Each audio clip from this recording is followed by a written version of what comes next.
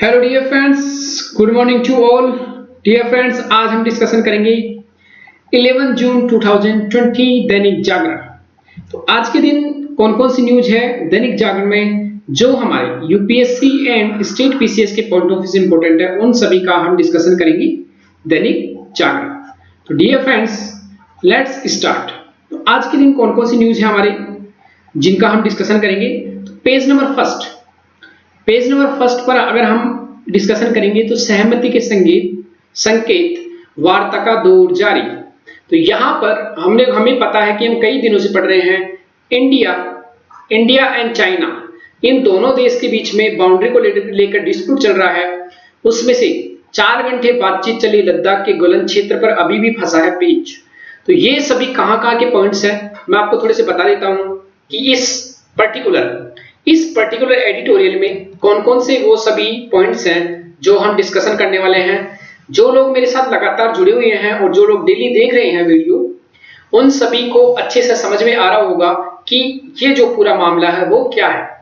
यहाँ पर जो गोलन क्षेत्र है वहां पर अभी भी प्रॉब्लम चल रही है। वहां पर अभी भी चाइनीज जो सेना है वो पीछे हटने का नाम नहीं ले रही है और कहा जा रहा है कि ऐसा करने के लिए कई दिनों की वार्ता चलेगी।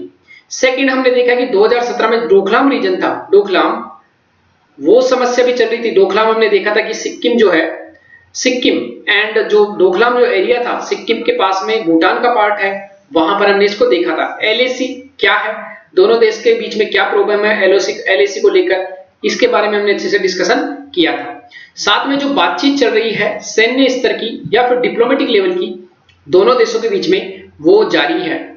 अब हमारा जो फर्स्ट टॉपिक रहेगा वो टॉपिक रहेगा आज इंडिया एंड चाइना के बीच में जो ये स्टैंड ऑफ है, जो गतिरोध चल रहा है, वो कहां पर है और इसको कैसे हम सुलझा सकते हैं, वो सभी मामले।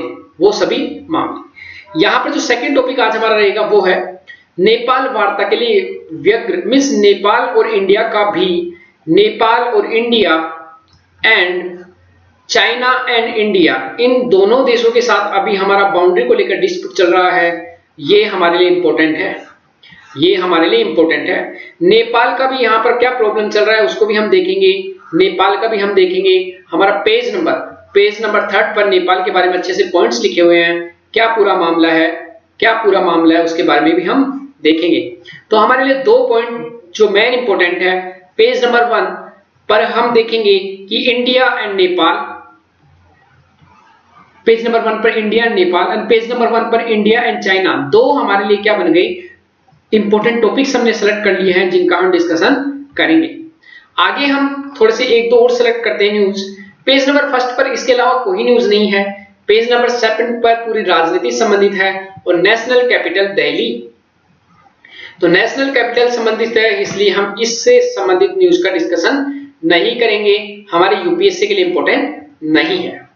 पेज नंबर 3 पर जो यहां पर फिर अगेन ये सब राजनीति के टॉपिक्स है, तो इनको हमको कोई लेना देना नहीं है। हमारे लिए जो पेज नंबर 3 पर इंपॉर्टेंट पॉइंट है वो यहां पर है, नेपाल बातचीत के खातिर व्यग्र और भारत ने मौन कूटनीति अपना रखी है। मिस भारत कुछ बोल नहीं रहा। यहां पर जो हमारे लिए इंपॉर्टेंट है, मैं फिर बता देता हूं आपको, हमारे लिए जो इंपॉर्टेंट है यहां पर देखना, जो हमारे लिए इंपॉर्टेंट है वो क्या है, हमारे लिए इंपॉर्टेंट है कि क्या पूरा मामला है। नेपाल की संसद ने क्या किया, भारतीय क्षेत्र में जो एरिया पड़ रहे हैं, भारतीय क्षेत्र में लिपुलेख पड़ता है, कालापानी पड़ता है और लिम्पियधुरा, इस इलाके को अपने नए नक्शे में शामिल करने के लिए संविधान संशोधन विधेयक सदन के पटल पर पेश किया है। मींस अगर ये 2/3 बहुमत से पास हो जाएगा तो नेपाल का एक नया मैप तैयार हो जाएगा, जिसमें 3 जो क्षेत्र हैं, लिम्पियधुरा, लिपुलेख, कालापानी, ये नेपाल के माने जाएंगे आगे से। मींस इंडिया तो बोलता है कि ये हमारे भाग है, लेकिन नेपाल की संसद अगर इसे पारित कर देती है तो फिर नेपाल का जो मैप है वो नया मैप जारी हो जाएगा। तो ये एक बड़ी प्रॉब्लम है दोनों देश के बीच में। तो यहां पर देखेंगे कि ये पूरा मामला क्या है, डेली हम इसके ऊपर डिस्कशन कर रहे हैं, अगेन जो हमारे लिए इंपॉर्टेंट पॉइंट है पेज नंबर 4 पर हमारे लिए कोई इंपॉर्टेंट टॉपिक नहीं जिसका हम डिस्कशन करेंगे, यहां से कोई डिस्कशन नहीं करेंगे। हम पहले टॉपिक सेलेक्ट कर रहे हैं कि कहां-कहां पर हमारे लिए इंपॉर्टेंट टॉपिक्स है, उन सभी का हम एनालिस्ट करते जाएंगे, उन सभी टॉपिक्स को हम देखेंगे। तो अगर मैं यहां पर लिख लें, अगर हम यहां पर लिख लें सभी टॉपिक्स को, अगर हम यहां पर टॉपिक्स को लिख लें एक साथ हम टॉपिक्स को लिख लें, तो एक बार हम कवर कर लेते हैं कि कौन-कौन से वो टॉपिक्स हैं जो हम आज डिस्कशन करने वाले हैं। तो अगर हम डिस्कशन करेंगे तो फर्स्ट आज हमारा टॉपिक जो हो जाएगा वो है India and Nepal. India and Nepal के बीच में क्या डिस्प्यूट चल रहा है, ये हमारा आज फर्स्ट नंबर का टॉपिक रहेगा, इंडिया एंड नेपाल। फर्स्ट हमारा टॉपिक हो जाएगा इंडिया एंड नेपाल। सेकंड जो टॉपिक हो जाएगा इंडिया एंड चाइना। थर्ड जो टॉपिक हो जाएगा हमारा, उसको हम आगे सेलेक्ट करेंगे, उसको हम आगे चल के सेलेक्ट करते हैं कि थर्ड जो टॉपिक हमारा रहेगा वो कहां रहेगा। पेज नंबर 4 पर हमारे लिए कोई इंपॉर्टेंट न्यूज नहीं है, तो हम यहां से कोई न्यूज का डिस्कशन नहीं करेंगे। पेज नंबर 5 पर भी ऐसी कोई न्यूज नहीं है जिसका हम डिस्कशन करेंगे। ये सभी आप अगर माइंड बनाना, अपना नॉलेज बढ़ाना चाहते हो तो आप पढ़ सकते हो, अदरवाइज यूपीएससी के पॉइंट ऑफ व्यू से कोई इंपॉर्टेंट न्यूज नहीं है। पेज नंबर 6 पर जो हमारे लिए इंपॉर्टेंट न्यूज है, यहां पर याद रखना पीएम केयर्स फंड के लिए एक याचिका दायर की गई है, तो इससे संबंधित हम एक डिस्कशन करेंगे। पेज नंबर 6 का पीएम केयर्स के बारे में हम डिस्कशन करेंगे कि क्या है पूरा मामला।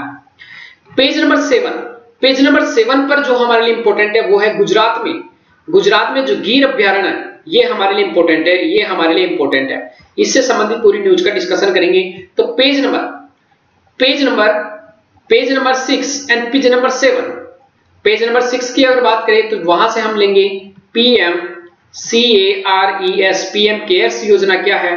फोर्थ नंबर जो हमारा रहेगा वो है गिर नेशनल पार्क, और वहां पर क्या है एशियाटिक लायन। यहां से यूपीएससी 2019 में क्वेश्चन भी पूछा गया था, एशियाटिक लायन। तो इससे संबंधित भी न्यूज का हम डिस्कशन करेंगे।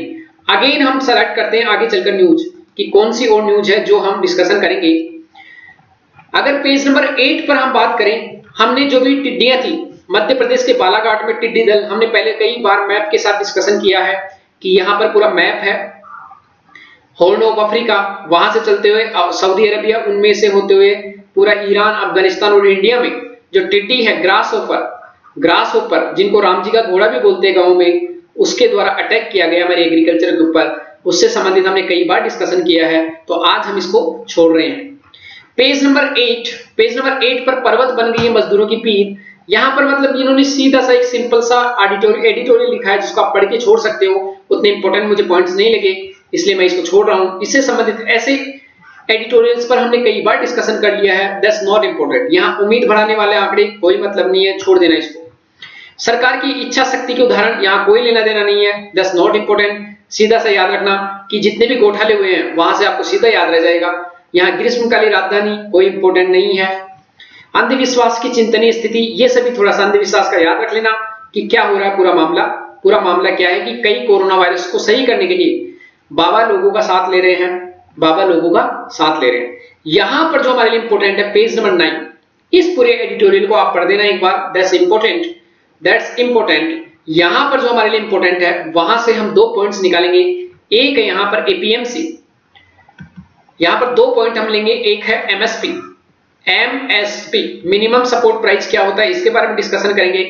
सेकंड जो हमारे लिए है वो है APMC agriculture produce marketing committee. यहां पर APMC agriculture produce marketing committee, ये क्या होती है, किसानों के ऊपर किस तरह के नियम कायदे चलाती थी। तो 2 पॉइंट यहां से मिलेंगे, इनका अच्छे से डिस्कशन करेंगे हम हमारे डिस्कशन में। पेज नंबर 9 पर जो इंपॉर्टेंट एक और है, पेज नंबर 9 पर ये हमारे लिए इंपॉर्टेंट है यहां पर कि हाल ही में गवर्नमेंट ने क्या चेंज किया है। यहां पर ये इसको देखना, यहां पर आत्मनिर्भर भारत बनाने के लिए हमने कुछ चेंज किया है, गवर्नमेंट ऑफ इंडिया ने कुछ चेंज किया है। वो क्या है, आवश्यक वस्तु अधिनियम में कुछ बदलाव किए हैं, दैट्स इंपॉर्टेंट। आवश्यक वस्तु अधिनियम में क्या बदलाव किए हैं, आवश्यक वस्तु अधिनियम एसेंशियल कमोडिटी एक्ट 1955, इसमें हाल ही में सरकार सरकार ने चेंज किए हैं आत्मनिर्भर भारत की, और जो एक हमारा आत्मनिर्भर भारत जो प्लान था उसके तहत। तो ये क्या है पूरा मामला, इसको भी हम डिस्कशन करेंगे। तो 3 टॉपिक हो गए हमारे पेज नंबर 9 से, एक एमएसपी, सेकंड जो है एपीएमसी, एंड थर्ड जो है वो है एसेंशियल कमोडिटी एक्ट 1955। तो 3 टॉपिक हमने सेलेक्ट किए, कहां से, पेज नंबर 9 से। तो इनका भी हम डिस्कशन करेंगे, इनका भी हम डिस्कशन करेंगे। तो जो 5 नंबर का टॉपिक हमारा एमएसपी, 6 नंबर का टॉपिक हमारा एपीएमसी एंड 7 नंबर का टॉपिक हमारा एसेंशियल कमोडिटी एक्ट 1955, ये सभी हमारे लिए इंपॉर्टेंट टॉपिक है। उसके बाद आगे चलते हैं, क्या आगे हमारे लिए काम की कोई न्यूज है उनको हम देखते हैं। आगे अगर हम चलते हैं पेज नंबर 10, पेज नंबर यहां पर है पेज नंबर 10 9, पेज नंबर 10 यहां पर हमारे लिए कोई इंपॉर्टेंट न्यूज नहीं है, पेज नंबर 10 यहां पर है ही नहीं। पेज नंबर 11 यहां पर हमारे लिए कोई इंपॉर्टेंट न्यूज नहीं है आज, पेज नंबर 11 पर कोई न्यूज नहीं है, जनरली अंतरराष्ट्रीय है। तो क्या किया जा रहा है, ये सब सिंपल सिंपल न्यूज है। हम चलते हैं आगे, पेज नंबर 12 स्पोर्ट्स से रिलेटेड न्यूज है, हम इसका डिस्कशन नहीं करते हैं क्योंकि हमारे यूपीएससी के लिए इंपॉर्टेंट नहीं है, ना ही जनरल स्टेट पीसीएस में भी उतना ज्यादा नहीं पूछा जाता है। नेशनल न्यूज, यहां पर भी कोई काम की न्यूज नहीं है, पूरा मेरे पहले से पढ़ा हुआ है कि क्या काम की होगी, उसी का हम डिस्कशन करते हैं, उसी का हम डिस्कशन करते हैं। आगे अगर हम बात करें पेज नंबर 14, तो आजकल यहां पर भी हमारे लिए कोई इंपॉर्टेंट न्यूज नहीं है, केवल और केवल आप हिस्ट्री के लिए थोड़ा सा याद रखना, ये हमारे लिए इंपॉर्टेंट हो जाता है, राम प्रसाद बिस्मिल, ये थोड़ा सा हमारे लिए इंपॉर्टेंट हो जाता है। हिस्ट्री जब आप पढ़ोगे स्पेक्ट्रम मॉडर्न, तो वहां पर याद आता है कि ये अंग्रेजों में मैनपुरी षड्यंत्र में काफी सक्रिय रहे। 9 अगस्त 1925 में काकोरी कांड में अंजाम दिया, ट्रेन को लूट लिया था और उसी के तहत राम प्रसाद बिस्मिल को फांसी दे दी गई थी। तो ये थोड़ा सा याद रखना कि क्या पूरा मामला था, राम प्रसाद बिस्मिल, इनका भी योगदान था। तो ये हमारे लिए इंपॉर्टेंट है। बाकी जो हमने टॉपिक सेलेक्ट किए हैं, बाकी हमने जो टॉपिक सेलेक्ट किए हैं उन पर हम आ जाते हैं। अब स्टार्ट करते हैं यहां से माय डियर फ्रेंड्स।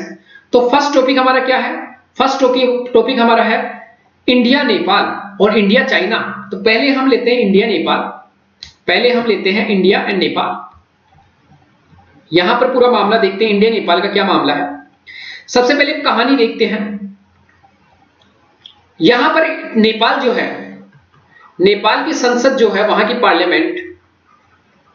पार्लियामेंट उसने क्या किया, हाल ही में एक प्रस्ताव लेकर आई है, और उसमें प्रस्ताव में क्या किया है, क्या प्रावधान किया है यहां पर कि ये जो 3 एरिया हैं, एक लिम्पियदुरा, एक लिपुलेख पास और एक यहां पर है ये जो रीजन है कालापानी रीजन, मींस 1, 2 और 3, इन एरिया को अपना बताते हुए यहां पर एक मैप बना रही है नई, कौन, कि नेपाल की गवर्नमेंट, और एक संसद में प्रस्ताव पारित करेगी, और वो प्रस्ताव अगर पारित हो जाता है 2/3 बहुमत के द्वारा, और पॉसिबल है कि आराम से चांसेज है पारित हो जाएगा, उसी के तहत अब नेपाल का एक न्यू मैप होगा जिसमें 3 रीजन मैंने बताए हैं, 3 रीजन वो किसके हो जाएंगे, नेपाल के मैप के अनुसार।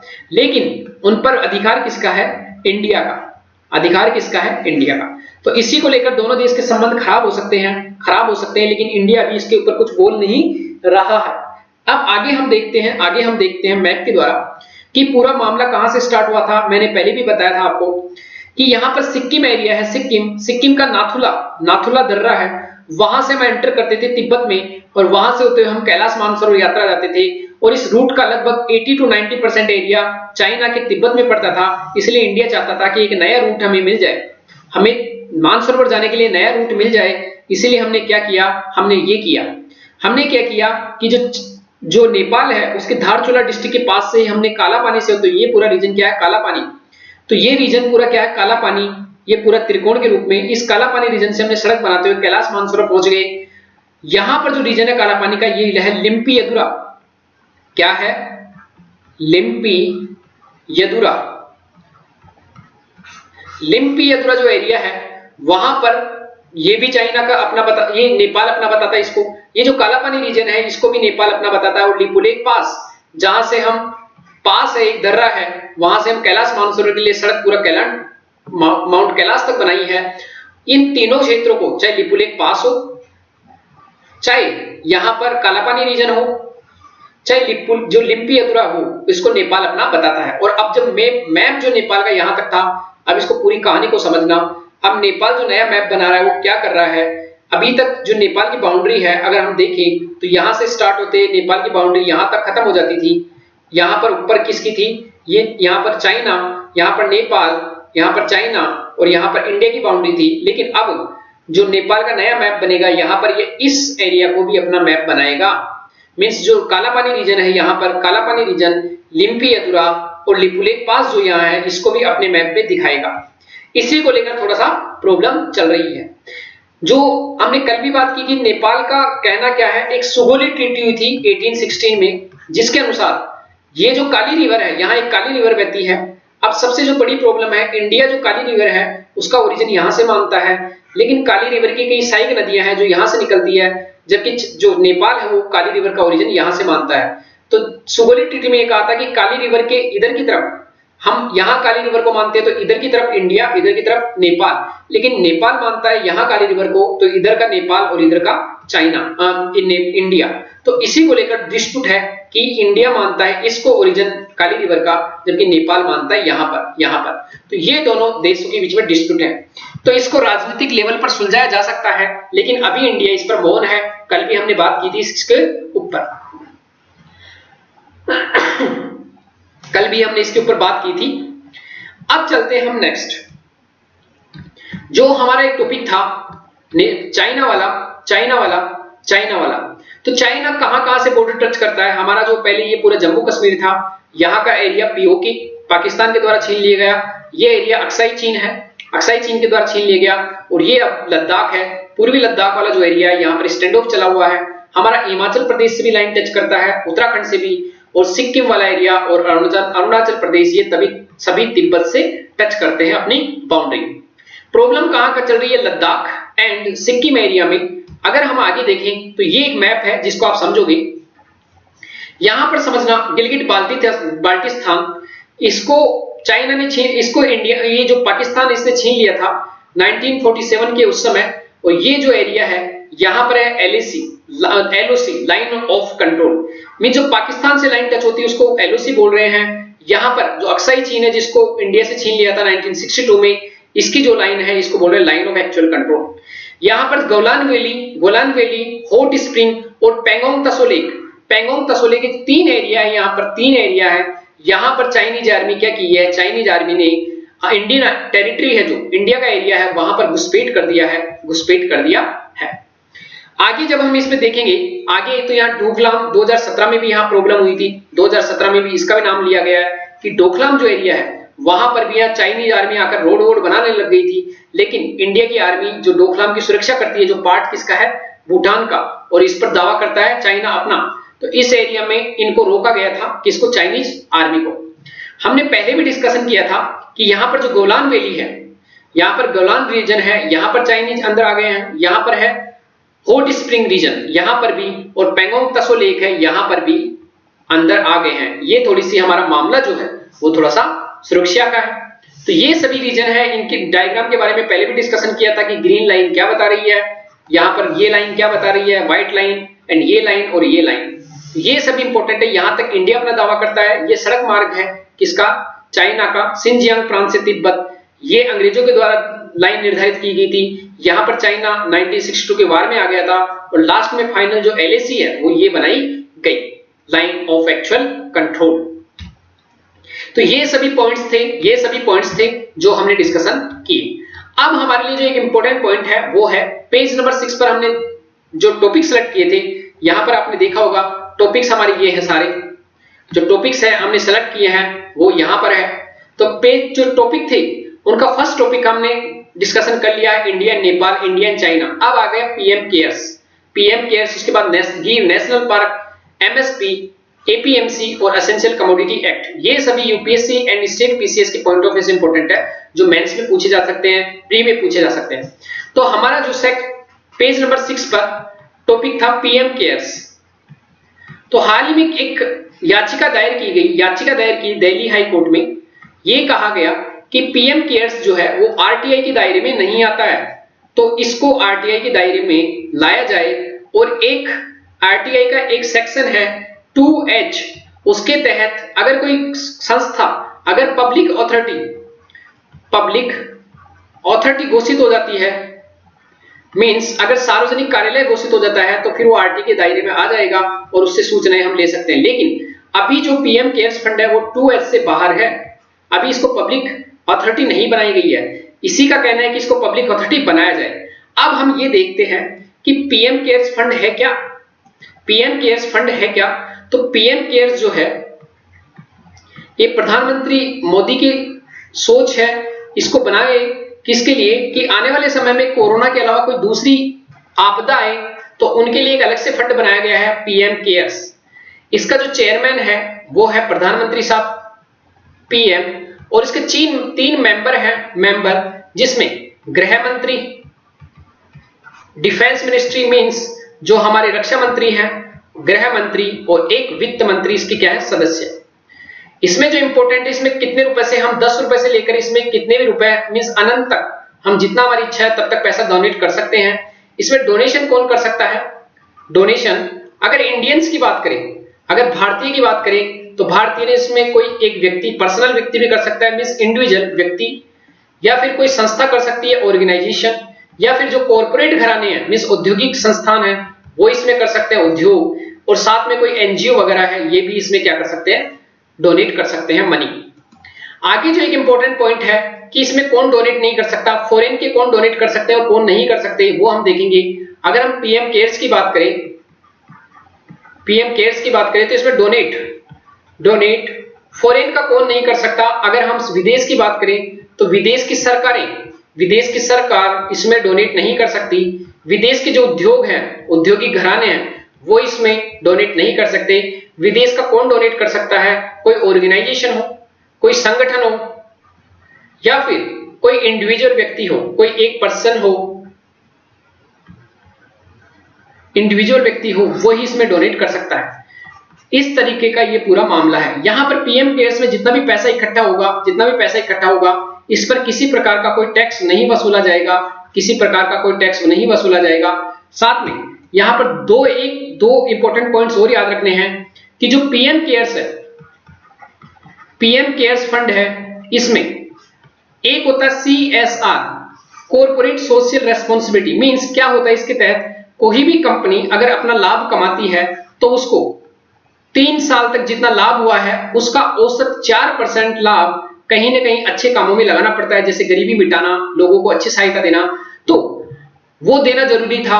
अगर कोई कंपनी पैसा दे रही है केयर्स फंड में, पीएम केयर्स फंड में, तो वो CSR माना जाएगा, मींस उसको दोबारा CSR में खर्च करने की जरूरत नहीं है। साथ में एक पॉइंट आप जानोगे कि foreign contribution regulation act FCRA, foreign मतलब विदेशी, कंट्रीब्यूशन मतलब योगदान, रेगुलेशन मतलब विनियम अधिनियम।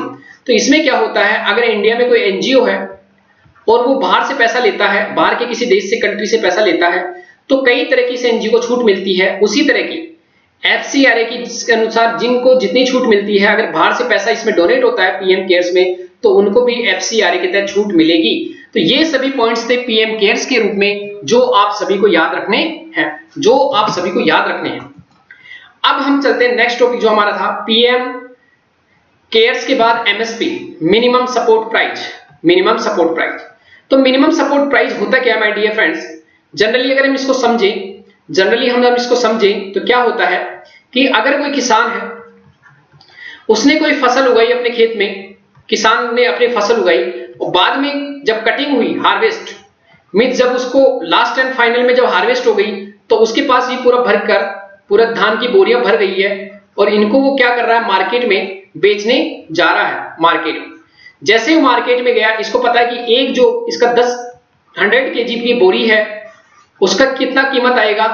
अगर इसको खर्च हुआ है इसका 1000 रुपए उत्पादन में, तो इसको पता लगा कि मार्केट में जाने के बाद ये एक जो इसकी 100 kg की बोरी है, मींस जो उसका बैग है 100 kg का, वो केवल 800 रुपए में बिक रहा है। मींस इसको सीधा कितने रुपए का नुकसान हो रहा है, 200 रुपए का। तो ऐसे तो किसान अगले समय जब उसको पता लगेगा कि इस फसल का कोई कीमत ही नहीं है तो क्यों उगाएगा, हमेशा टेंशन में रहेगा, साथ में वो ज्यादा खाद बीज वगैरह नहीं देगा। इसीलिए क्या किया गवर्नमेंट ऑफ इंडिया ने कि एमएसपी निर्धारित किया, मींस फसल उगाने से पहले ही, जैसे अगर खरीफ की फसल उगाते हैं बारिश के समय, तो उगाने से पहले ही किसान को यह बता दिया जाता है कि आप जो ये क्रॉप उगाओगे तो उसका मिनिमम आपको इतना पैसा हम देंगे। मींस अगर आपका 1000 रुपए खर्च हो रहा है तो इसका 1.5 गुना, मींस इसका 1.5 गुना लगभग 1500 रुपए आपको फिक्स एमएसपी दिया जाएगा उस पर्टिकुलर क्रॉप का, 100 केजी का। मींस अगर आपने 1000 रुपए खर्च की है तो आपको 1500 मींस 1.5 गुना मिलेगा। इसलिए अगर मार्केट में कीमत कितनी भी कम हो, मार्केट में कितनी भी कीमत कम हो जाए, मिनिमम आपको 1500 रुपए मिलेगा। और मार्केट अगर आपको ये कीमत से ज्यादा मिलती है तो आप बेच सकते हो, लेकिन कम मिलती है तो आप मत बेचो, आप गवर्नमेंट ऑफ इंडिया को बेच दो। यही क्या होता है एमएसपी, मिनिमम सपोर्ट प्राइस, न्यूनतम समर्थन मूल्य। वह मूल्य जिस पर किसान से गवर्नमेंट फसल खरीद लेती है। यदि जो गवर्नमेंट जो किसान की फसल का कीमत जितना उसने उत्पादन किया है या एमएसपी से कम है तो गवर्नमेंट उसको खरीद लेगी, मिनिमम सपोर्ट प्राइस। यहां पर जो एक इंपॉर्टेंट पॉइंट है कि मिनिमम सपोर्ट प्राइस जो है इसको निर्धारित कौन करता है, इसके लिए सिफारिश कौन करता है?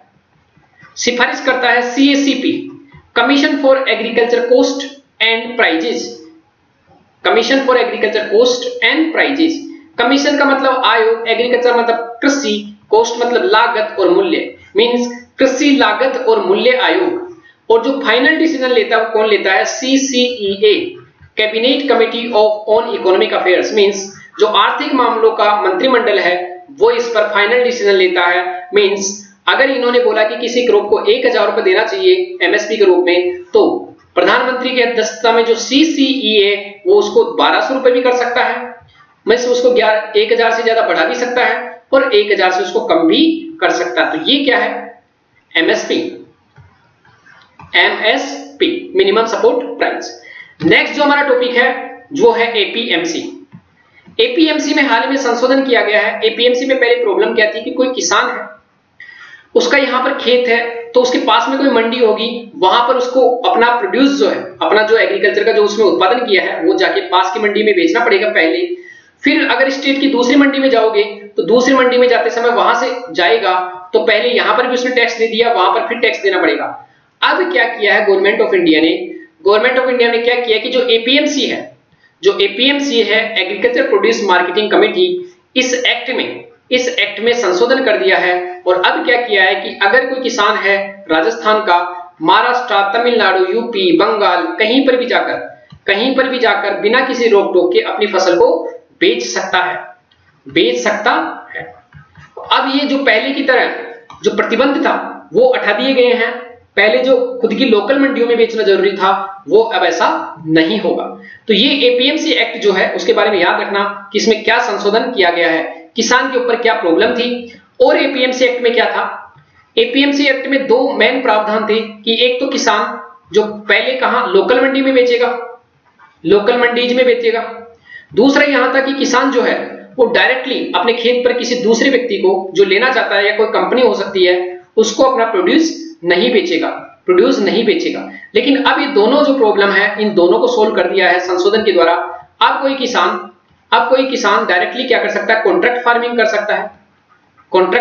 सकता है।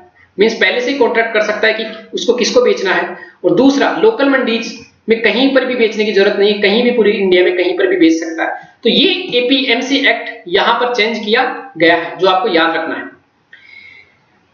जो 9 नंबर का पेज था, पेज 9, वहां पर हमने देखा था एसेंशियल कमोडिटी एक्ट, मींस आवश्यक वस्तु अधिनियम 1955। ये क्या था?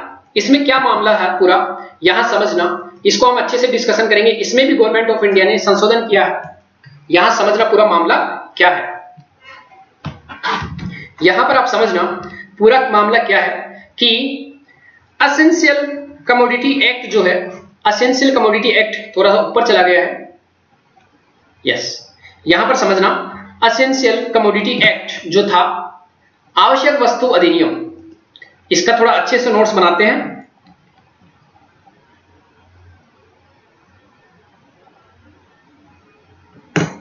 एसेंशियल कमोडिटी एक्ट, आवश्यक वस्तु अधिनियम। एसेंशियल कमोडिटी एक्ट, तो इसमें क्या प्रावधान था, ये क्यों लाया गया था? इसमें ये कहा गया था कि कोई भी व्यक्ति, कोई भी व्यापारी है, उसके लिए ये कहा गया था कि वो एक पर्टिकुलर, जो गवर्नमेंट ने बनाया है, गवर्नमेंट ने अपना कोई भी रूल बनाया है कि कोई भी व्यापारी अगर ओनियन है तो ओनियन का फिक्स कर दिया था कि उसको 1000 केजी ओनियन से ज्यादा अगर इकट्ठा नहीं करेगा, अगर वो करेगा तो उसको के साथ क्या क्या हो सकता था, उसको जेल हो सकती थी, उसको क्या हो सकती थी, जेल हो सकती थी, या फिर उसको कोई पेनल्टी लगाई जा सकती थी, पेनल्टी, तो जेल हो सकती थी, पेनल्टी हो सकती थी। तो इसलिए कोई भी व्यापारी एक निश्चित मात्रा, मींस लिमिटेड मात्रा से ज्यादा स्टॉक नहीं करता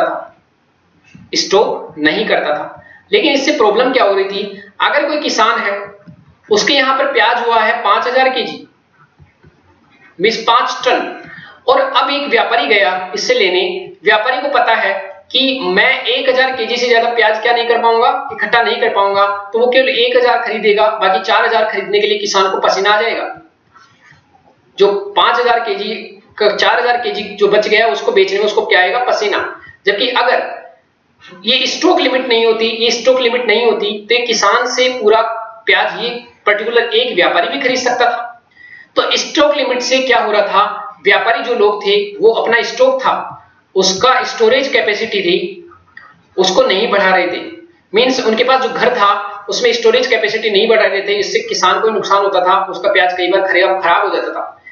अभी हाल ही में गवर्नमेंट ऑफ इंडिया ने क्या चेंज किया, और ये जो स्टॉक लिमिट था, ये क्यों लाया गया था, इसके पीछे रीजन था कि होता क्या था, अगर 5000 केजी प्याज है पूरे इंडिया में, मान लीजिए, अगर इसको मार्केट की जगह लोग इकट्ठा कर लेंगे, व्यापारी इकट्ठा कर लेंगे, ये व्यापारी ये इकट्ठा कर लेगा अपने गोदाम में, तो क्या होगा, मार्केट में नहीं रहेगा ये पूरा प्याज, ओनियन, तो होगा क्या, मार्केट में जब डिमांड बढ़ेगी तो प्याज की डिमांड बढ़ेगी, तो इसके गोदाम में रखा हुआ तो मार्केट में तो कम है, जब भाव महंगे हो जाएंगे तो ये क्या करेगा, अपने गोदाम से निकालेगा। तो इस भाव बचने के लिए, जो इन्फ्लेशन है, इससे बचने के लिए क्या किया गया था, स्टॉक लिमिट लगाई गई थी। लेकिन इससे कई प्रॉब्लम्स आ रही थी, व्यापारी जो थे वो एक्सपोर्ट नहीं कर पा रहे थे। अब क्या किया है, जो इंपोर्टेंट अमेंडमेंट किया गया है, इसको याद रखना। अब गवर्नमेंट ऑफ इंडिया ने क्या किया है कि सीरियल्स, जो खाद्यान्न है, वो पल्सेज, मींस जो दालें हैं, उसके अलावा ओनियन जो प्याज है, उसके बाद पोटैटो मींस जो आलू है, एंड एडिबल ऑयल जो खाद्य ऑयल है, खाद्य तेल, और edible means oil seed, means जो ऑयल सीड है वो सभी, मींस यहां पर पूरा बोतल, तेल का जो बोतल है वो आ जाएगा, चाहे वो सरसों का हो, कोई भी हो, लेकिन यहां पर क्या है, सरसों का जैसे सीड है वो यहां पर आते हैं। तो ये सभी जो 6 वस्तु हैं, इनको एसेंशियल कमोडिटी एक्ट जो था 1955, जिसके तहत इन पर स्टॉक लिमिट लगी हुई थी कि इससे ज्यादा आप लिमिट स्टॉक नहीं कर सकते, उस सभी को अब क्या कर दिया, हटा दिया गया है। तो अब कोई भी व्यापारी कितना भी सीरियल्स को इकट्ठा कर सकता है, पल्सेज मतलब दालों का कितना भी भंडारण कर सकता है, ओनियन का कितना भी भंडारण कर सकता है, आलू का भी कितना भी भंडारण कर सकता है, खाद्य तेल जो है उनका भंडारण कर सकता है, और ऑयल सीड जो है उसका भी कितना भी भंडारण कर सकता है। कोई गवर्नमेंट इसको लेकर उनके ऊपर कोई जुर्माना नहीं लगा सकती, ना जेल करेगी। लेकिन यहां यह कहा गया है कि अगर नेचुरल कैलामिटी कभी आती है, मींस अगर प्राकृतिक आपदा कोई आती है, या इमरजेंसी का केस कोई आता है, इमरजेंसी का कोई केस आता है, या प्राकृतिक आपदा आती है, तो उस समय क्या होगा, उस समय गवर्नमेंट वापस इस नियम को लागू कर सकती है। तो ये तो अपवाद हो गया, अपवाद की स्थिति है कि ये तो हम भी जानते हैं कि पर्टिकुलर किसी समय अगर नेचुरल डिजास्टर आ जाता है तो उस समय तो ऐसा जारी किया जा सकता है। तो ये चेंज किया है गवर्नमेंट ऑफ इंडिया ने। इससे फायदा क्या होगा, अब हमारा किसान जो है उससे जो व्यापारी हैं वो ज्यादा मात्रा में खरीद पाएंगे, स्टॉक ज्यादा कर पाएंगे, तो किसान के पास से ज्यादा मात्रा में खरीद सकते हैं, स्टोरेज कैपेसिटी बढ़ेगी, और साथ में जो इंपोर्ट होगा मतलब जो एक्सपोर्ट होगा वो भी बढ़ेगा। तो ये सभी टॉपिक्स थे माय डियर फ्रेंड्स, ये सभी टॉपिक्स थे जिनका हमने डिस्कशन किया है। India Nepal, India China, PM cares, यहां पर APMC, MSP and essential commodity act. एक बच गया गिर नेशनल पार्क। गिर नेशनल पार्क के बारे में क्या याद रखोगे, यहां पर देखो यह है एशियाटिक लोयन मींस एशियाई शेर, एशियाई बब्बर शेर। ये इनकी खासियत क्या है कि यहां पर इनके बहुत बड़े बड़े बाल होते हैं और पूरे इंडिया में और पूरे इंडिया के अलावा वर्ल्ड में जो एशियाटिक लोयन है वो केवल और केवल कहां मिलते हैं, इंडिया में। केवल और केवल कहां मिलते हैं, इंडिया में। और इंडिया में भी कहां, केवल और केवल गुजरात में, गुजरात। तो अगर क्वेश्चन पूछे कि एशियाटिक लोयन कहां पाए जाते हैं तो केवल इंडिया में, और वो भी कहां, केवल गुजरात में। और गुजरात में भी कहां, गिर नेशनल पार्क। गिर नेशनल पार्क, गिर जो राष्ट्रीय उद्यान है वहां पर ये पाए जाते हैं, बाकी इंडिया में कहीं नहीं पाए जाते और वर्ल्ड में कहीं नहीं पाए जाते। यूपीएससी 2019 में यहां से सीधा डायरेक्टली क्वेश्चन था कि गिर नेशनल पार्क में जो एशियाटिक लोयन है केवल एकमात्र इंडिया में पाए जाते हैं, तो स्टेटमेंट क्या था, सही था। तो ये सभी पॉइंट्स थे। इनकी जो संख्या है वो बढ़ रही है, इनकी संख्या क्या हो रही है, बढ़ रही है। तो यूपीएससी स्टेटमेंट बना के पूछ सकता है कि संख्या घट रही है या बढ़ रही है। तो ये सभी टॉपिक्स थे हमारे आज किसके, दैनिक जागरण के। हमारे आज दैनिक जागरण था, उसके ये सभी टॉपिक्स थे जिनका हमने डिस्कशन किया। तो हमने आज दैनिक जागरण 11 जून 2020 उसका डिस्कशन किया। तो माय डियर फ्रेंड्स, ये सभी टॉपिक्स थे जिनका हमने अच्छे से डिस्कशन किया। तो आज की इस डिस्कशन के लिए थैंक यू वेरी मच।